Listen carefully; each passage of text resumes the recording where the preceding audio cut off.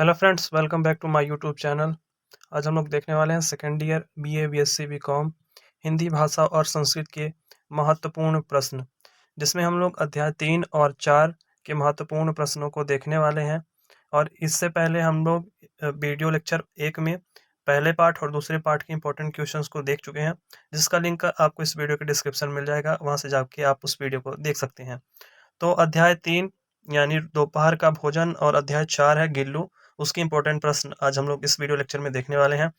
तो ये प्रश्न क्रमांक 1 से शुरू करते हैं, जिसमें पहला प्रश्न है अमरकांत जी का जन्म हुआ था। बता दें ये अध्याय 3 के इंपॉर्टेंट क्वेश्चन है, जो कि परीक्षा की दृष्टि से महत्वपूर्ण है। तो इसका हो जाएगा किस वर्ष हुआ था? सन 1925, यानी ऑप्शन नंबर बी सही हो जाएगा प्रश्न क्रमांक 1 का। आगे है प्रश्न क्रमांक 2। अमरकांत जी प्रसिद्ध कहानीकार हैं, तो किस युग के कहानीकार थे? नई कहानी आंदोलन के, यानी ऑप्शन नंबर 10 हो जाएगा प्रश्न क्रमांक 2 का। अगला है प्रश्न क्रमांक 3।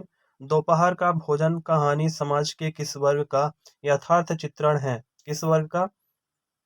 निम्न मध्य वर्ग, यानी ऑप्शन नंबर सा हो जाएगा प्रश्न क्रमांक 3 का। अगला है प्रश्न क्रमांक 4। दोपहर का भोजन कहानी के लेखक कौन है? तो कौन है? अमरकांत जी। तो प्रश्न क्रमांक 4 का सही आंसर हो जाएगा ऑप्शन नंबर द। अगला है प्रश्न क्रमांक 5। सिद्धेश्वरी के कितने बेटे हैं? तो कितने बेटे हैं? 3, ऑप्शन नंबर आ सही हो जाएगा। अगला है प्रश्न क्रमांक 6। सिद्धेश्वरी के बड़े बेटे का क्या नाम है? क्या नाम है? रामचंद्र, यानी ऑप्शन नंबर सा सही हो जाएगा प्रश्न क्रमांक 6 का। इसी प्रकार से अगला प्रश्न है प्रश्न क्रमांक 7।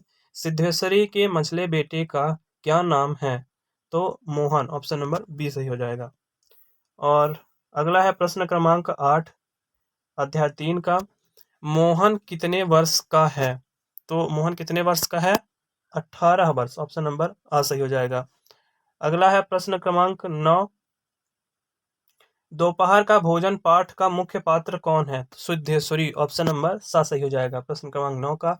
प्रश्न क्रमांक 10 है अंत में जब सब खा चुके थे तब कितनी रोटी बची थी?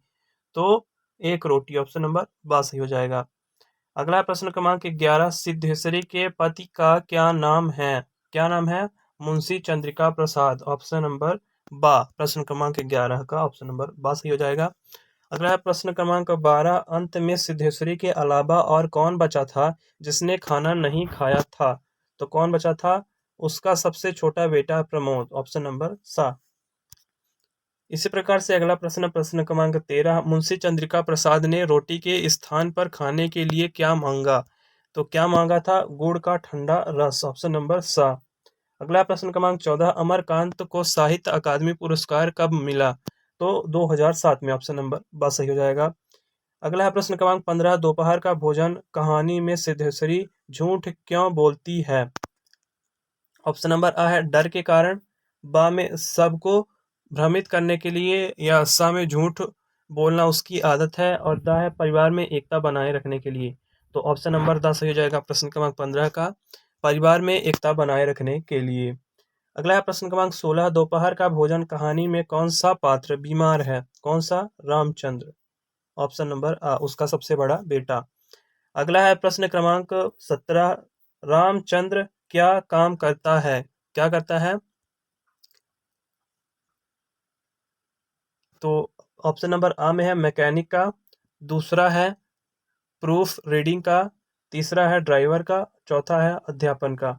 तो इसका हो जाएगा ऑप्शन नंबर बा से हो जाएगा प्रूफ रीडिंग का। अगला है प्रश्न क्रमांक 18। दोपहर का भोजन कहानी में सिद्धेश्वरी का मूल स्वर क्या है? तो क्या है? वर्ग संघर्ष, यानी ऑप्शन नंबर सा सही हो जाएगा प्रश्न क्रमांक 18 का। चलते हैं अगले प्रश्न की ओर। अगला है प्रश्न क्रमांक 19। सिद्धेश्वरी किसकी जूठी थाली लेकर खाना खाने को बैठी थी? तो किसकी जूठी थाली थी? मुंशी जी की, मतलब अपने पति की जूठी थाली लेकर खाना खाने बैठी मुंशी चंद्रिका प्रसाद जी की। अगला है प्रश्न क्रमांक 20। सिद्धेश्वरी के खाते समय आंसू टपकना कैसी व्यथा को दर्शाता है? गरीबी, ऑप्शन नंबर आ सही हो जाएगा। अगला प्रश्न क्रमांक 21। जब मोहन खा रहा था तब घर में कौन प्रवेश करता है? तो ऑप्शन नंबर आ रामचंद्र, दूसरा है मेहमान, तीसरे ऑप्शन में है अंकल, या चौथा मुंशी चंद्रिका जी।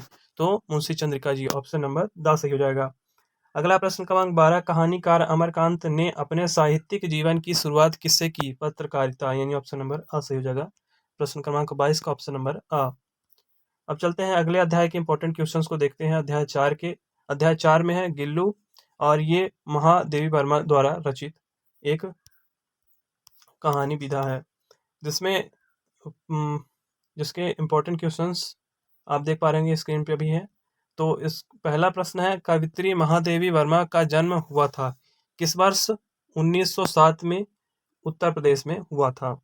अगला है प्रश्न क्रमांक 2, निम्न में से महादेवी वर्मा जी द्वारा रचित काव्य संग्रह नहीं है, कौन सा नहीं है? पहला रश्मि, दूसरा नीरजा, तीसरा है सांध्य गीत या कामायनी। तो कामायनी जयशंकर प्रसाद द्वारा रचित है, इसलिए ऑप्शन नंबर द सही हो जाएगा। अगला प्रश्न क्रमांक 3, महादेवी वर्मा जी को कहा जाता है। अगर आपको इस वीडियो लेक्चर से संबंधित कोई डाउट है या किसी भी सब्जेक्ट से संबंधित कोई डाउट है तो उसके लिए आप कमेंट बॉक्स में कमेंट करके पूछ सकते हैं। प्रश्न क्रमांक 3 में महादेवी वर्मा जी को कहा जाता है, क्या कहा जाता है? आधुनिक युग की मीरा, ऑप्शन नंबर ब सही हो जाएगा। अगला है प्रश्न क्रमांक 4, असत्य कथन को चिन्हित कीजिए। यह महादेवी वर्मा से संबंधित 4 कथन दिए गए हैं, उनमें से असत्य को पहचानना है। तो पहला है 1956 में पद्म भूषण से सम्मानित किया गया था, सही है।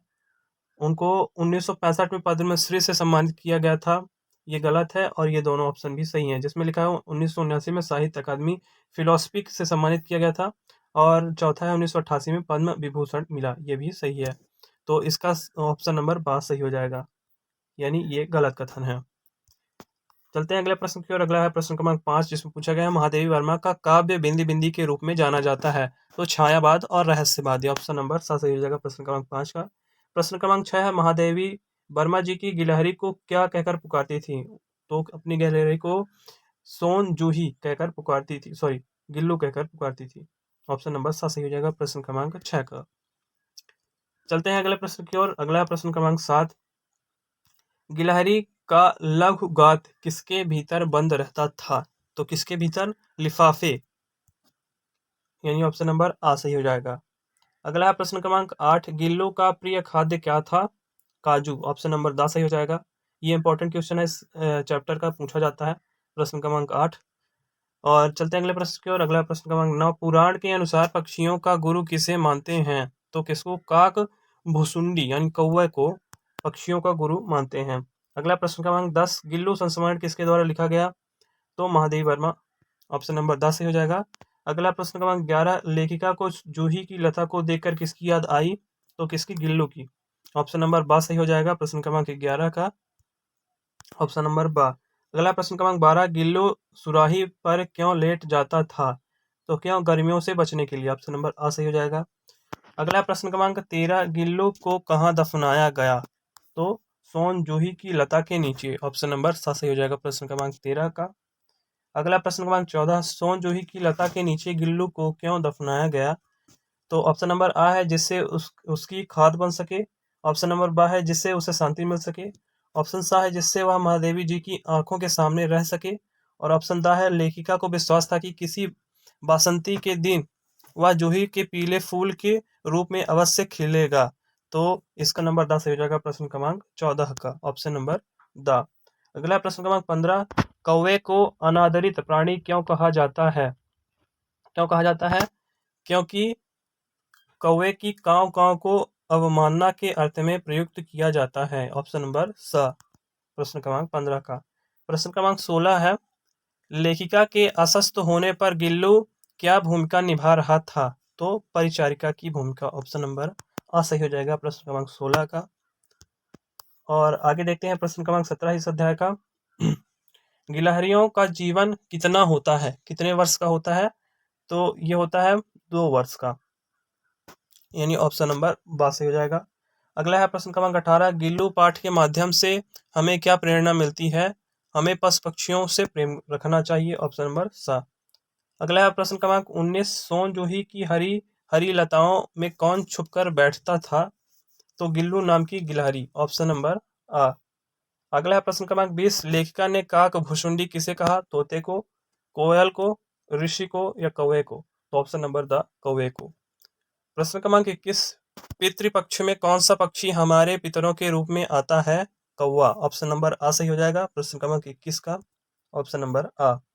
अगला प्रश्न क्रमांक 22, गिल्लू कहाँ रहता था? एक पिंजरे में, फूल रखने की डलिया में, रुई के बिछौने पर, या घर के रोशनदान में, या पेड़ के ऊपर। तो ऑप्शन नंबर बा सही हो जाएगा प्रश्न क्रमांक 22 का ऑप्शन नंबर बा। यह भी इंपॉर्टेंट क्वेश्चन है इस अध्याय का।